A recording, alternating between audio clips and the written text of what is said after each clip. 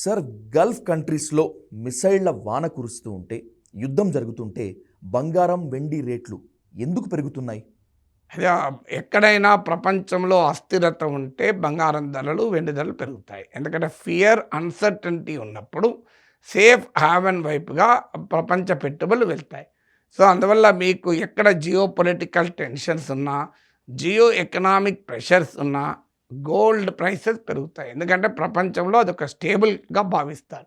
ఎందుకంటే ఏ కంట్రీతో ఉండే, ఏ ప్రాంతంతో ఉండే రాజకీయ, ఆర్థిక, మిలిటరీ పరిణామాలకు అతీతం గనక గోల్డ్ పైన ఆ సేఫ్ అసెట్‌గా భావించడం వల్ల గోల్డ్‌లో రేట్లు పెరుగుతాయి. అదే ఎక్కడైనా ప్రపంచంలో అస్థిరత ఉంటే బంగారం ధరలు, వెండి ధరలు పెరుగుతాయి. ఎందుకంటే ఫియర్, అన్సర్టనిటీ ఉన్నప్పుడు సేఫ్ హావెన్ వైపుగా ప్రపంచ పెట్టుబడులు వెళ్తాయి.